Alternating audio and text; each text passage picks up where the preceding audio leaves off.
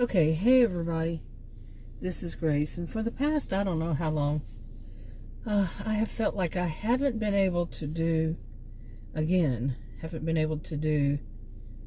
something that I'm really, like I've said before, that I use my channels to, vent, a pressure release valve. It's my form of journaling, but that's not on everything, of course. Like if I go do shopping videos, that's not, I know a lot of people like to say that, people are doing retail, what is it called? Retail therapy? No, that's not the way it works for me.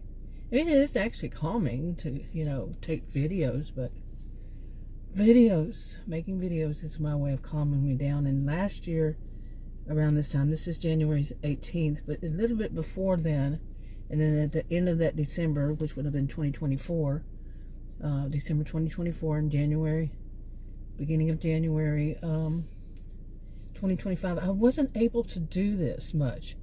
And by March, I was in the hospital with congestive heart failure. And Adam had told me sometime after that he had noticed that whenever his niece, who's 32 now, whenever she was around, my health would become pretty bad. And that started, 2023, somewhere before then, whenever it was. She was just a bad character. I don't think I ever put it this way, but she tried to remove me from this planet 3 times. She'll never be back in this country. Enough said on that. And yeah, and it did a bad number. Now see, me just saying all that is an example, because I have always felt like I cannot say things about the truth about my life, the things that show, well, why was it actually this way? Why is because it involves other people. Well, when am I ever going to get to say, this was my life, man? This has been my life. When am I ever really going to get to vent? When I really, like I say, I'll use my channels to vent, to pressure release valve, but I'm still not saying the whole of it. I'm really not. I'm just scratching the surface, the very top part of it. Just a fraction of what's really been going on. And then there's something that's really been going on. More than one something. And I still don't feel free to talk about it. One of them, I'm just going to put, I've been misdiagnosed. So far, what I know so far is I was misdiagnosed in January. Not January, but in 2023, in 2024, and in 2025. Once again. And those misdiagnoses are based on stereotypes, based on ignorance. In my fields, social behavioral sciences, especially the social sciences, we don't play with the terms. It's ignorance, it's stereotypes, it's prejudice, and that's what they're basing it on. Now see, I don't feel free on going into detail about what it is either. Okay? Because I'm pretty tired of it. And although I am not the type to sue, let me do a malpractice claim, I'm pretty much close to it. Actually, I probably wouldn't, but maybe. I keep getting misdiagnosed. I've been misdiagnosed my whole life. I had this rare health condition since I was 10. Now, I say that, and you say, well, maybe you don't have it. No, I do. You see, with all these misdiagnoses, right alongside of it is when that same, it's an insurance company, the same group, the same system, diagnosed me in the year 2000. Okay, and it wasn't just this group that has diagnosed me with this rare health condition. I first had it when I was 10 years old. 10. I'm 62. So, how many times have I been diagnosed with the The correct one involves a CT, and it's various types of tests they can do to get the result, but it's usually one type of specialist, and that specialist did the test last year, and more than one, and said yes. I mean, actually the one said, boom, boom, she has this. Right off the bat. No doubt. But they're still misdiagnosing me, the ones who are judging off of prejudice, off of stereotype, off of ignorance.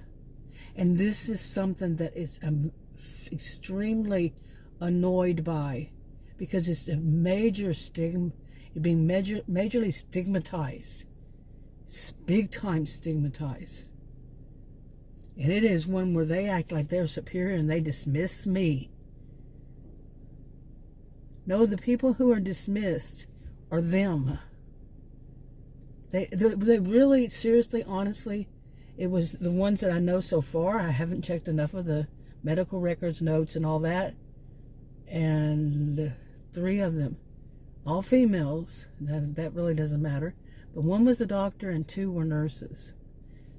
You know, 1, they're not connected to one another, except they work for the same place. I mean, the same system. Misdiagnose, misdiagnose, misdiagnose. 2023, 2024, 2025. They need to lose their license, period. Because the problem with this is, and actually been studied by the NIH and other places, okay, that the reason more people, why it is so rare, one of the reasons is because it goes undiagnosed, because of exactly what I'm hit with every year, even though they have the diagnosis for that rare health condition. Can you imagine the nerve? Here it is. The diagnosis from a specialist that takes, 16 years to become a specialist? But these pitty little people who obviously aren't even reading the chart, or they would say, ooh, I better shut my mouth. I better be glad I did that. I mean, that doctor, Adam's doctor, remember I saw him for a very short time. I didn't like him. He told me that he was very sexist. He was very sexist. I'm a social and behavioral scientist. I've studied for over 20 years. I know what is sexism, and he was very sexist. And he told me I was only allowed to speak in 1-word answers, but Adam could say whatever he wanted to. Sexist. And I let him know how the cow ate the cabbage in front of his 2 trainees that he invited in. Yes. Don't. No, you don't get to talk down to me. Period. But the thing about it is, now that I've said that, I know I'm skipping here, but this is my problem with what's going on. My problem with what's going on is that you don't really get to say anything. And I'm telling you, once again, I have left message with, because you can't speak to someone and tell them, just like in Texas, you can't talk to anybody anymore. I actually had called one when they were switching it to where that people have to actually write any problems that they have with any of these doctors and the systems and all this stuff. You have to write it, and you have to put your signature on it. It can't be anonymous. Nope, it has to be your signature on it. Let's see. Why would it be a problem for a lot of people? Like they know, What is it? What would it be? Think about it. Think about it. But I have left messages on it anyway, to this one that you have to leave a voice message, and that they'll decide if they want to take your claim or not. And then they never get back to you. They never tell you if they've done anything. You only get a little hint maybe here and there. Yeah. Some people would say that's a scam. Really, it is. At least they changed the recording, because I know I complain enough about it that it said that if you're belligerent, you're calling a complaint line and having to leave a message. And it said if you are belligerent or disrespectful in any way, and that's what it said. Let's see, how are you being, what customer service is this, and you're being disrespectful to the person who's calling a complaint line because they're upset. They're calling a complaint line. Let's think about this logically. They're calling a complaint line to make a complaint about being disrespected, and the voicemail says, is disrespecting you too. And say, don't be, but you better not be disrespectful to us. They changed that. Still, at the very end of it, it says, and we expect you to be respectful. They gotta have their respect. But the reason the patients would be calling is because they were disrespected. But that's okay, apparently. Because we're not going to call you. We're not going to send you any notice through the portal. We're not going to let you know at all that we did anything or not. And you can't call and say, hey, I want to speak to someone to find out what they did on my claim. Because no, that's not allowed. You got to leave a message and be respectful. See, now this, I'm finally starting to talk more about this. This has been so ridiculous. And you wouldn't, I have recorded some of the phone conversations. Some things I can't record not because of really any reason, except that I'm using the phone that I would record on. Like if I had to have a telemed kind of visit, the way the system goes through it, I can't use it on my home computer. I have to do it through my cell phone, so that's what I record on. Yeah, I could be more advanced. I could use Adam's, but he doesn't want me to. Plus, I have recorded some of them by using my landline and talking to the ones I can actually just talk to on the phone, not do the portal thing.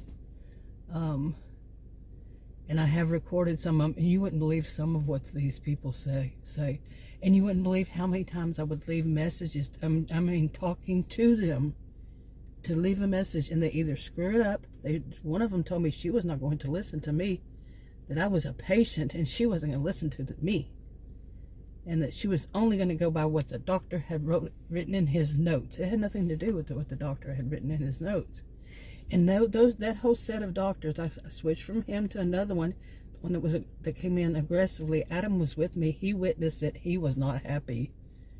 The man was probably like 75 years old, the doctor, and he has actually done things like forgotten to tell me that the CTs he told me he's going to do until I do the big one, the big procedure. And I said, I'm not going to do that one.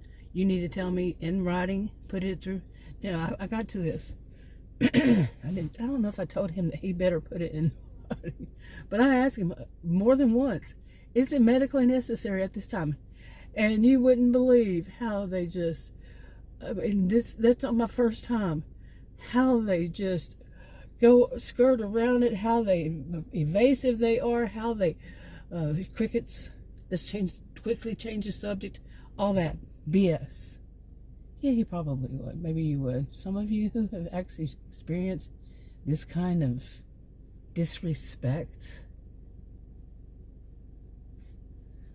Oh boy. But anyway, lately I have been feeling, because just today is what day? Sunday. And it must have been probably Thursday. Yeah. I let him have it verbally, with respect. But I actually did, with respect. But I let him know there was two people. One, that was a special number to call. They're not in this county. They pretty much seem to like people from this county. And it actually, I'm going to say what it actually does seem like to me, but I would not know why they were doing this from the beginning. It could be because I have this rare health condition.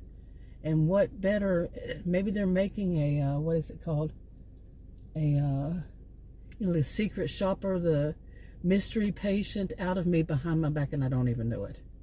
Because I have a rare health condition. It is very rare, 0.31%. I got,